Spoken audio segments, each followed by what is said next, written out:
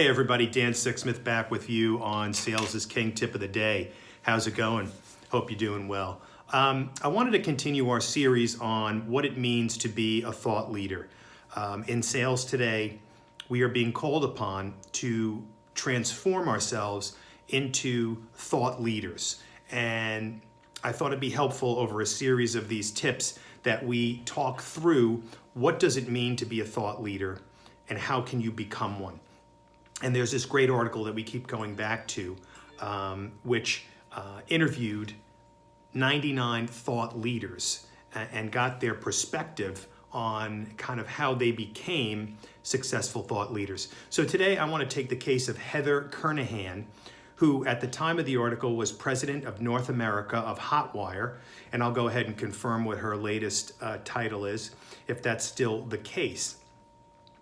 But Heather is a global marketing expert and has been in the technology business for a number of years. And she outlines a number of key steps that need to be taken in order for you to become a successful thought leader. Number one is be bold and have a point of view. This is outstanding, right?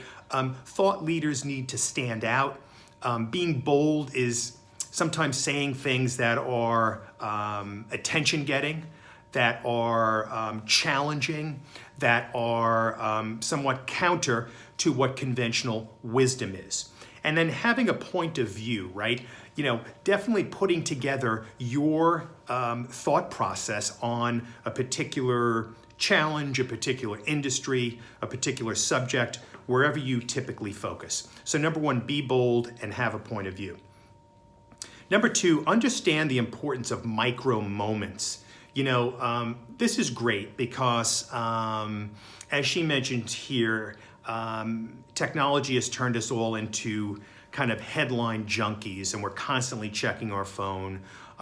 We're consuming content in kind of quick micro moments. So be out there with content that's easily consumable, that's quick to get through, and that's frequent, right? So stay on everybody's radar, because there's just so much that keeps churning out. That's number two, which I think is great. Number three is grow a supportive network. And this is really, really important because what she's saying is not necessarily focus on the quantity of the network, but the quality of the network. You know, how many people in your network are actually engaged, you know, that are following you, that are liking or commenting, or vice versa. You know, and this is something on a global basis that we all should really be doing with our social media. Certainly it's a numbers game, but it's really, you know, the value of the network is the engagement that's going on. You know, how many people are you interacting with on Instagram? You know, or are you just kind of building a list and throwing stuff out there? You know, when people like your articles and such on LinkedIn, are you connecting with them? Are you thanking them? Are you inviting them to your network? So it's about engagement more so than it is about just kind of a sterile number crunching exercise. So that was an excellent point. React in real time is the next one. Certainly being a thought leader is not missing an opportunity when there's something newsworthy or noteworthy to give your opinion on or to tell people what you think about it. You know, she talked about social trends, news headlines.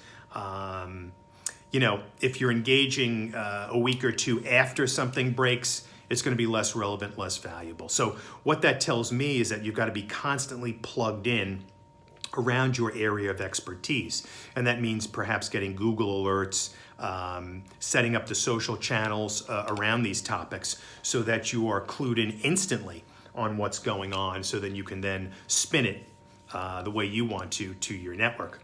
And then the last one, you know, and everyone's saying this, and certainly, you know, it might go without saying, but it's not the easiest thing to do. And that's put yourself out there, establish yourself, start writing, start doing videos, start speaking, start showing up at some of these events, start commenting frequently on subjects that are in your wheelhouse. You know, it's not easy to put yourself out there, but you need to if you want to be a thought leader. We talked yesterday about the importance of appearing in the research, right? B2B buyers are out there researching before they invite sales. But if you are pushing out content, you're going to become part of that research. You're going to start to deliver credible insights, and you're going to develop a following. So this is really, really great. I would encourage you to follow Heather, and I am going to do the same, and I'm going to definitely reference her on this, and I think it's outstanding advice. So we'll keep talking about the thought leader aspect and element, but this is critical, guys, to make the transition from, seller to thought leader.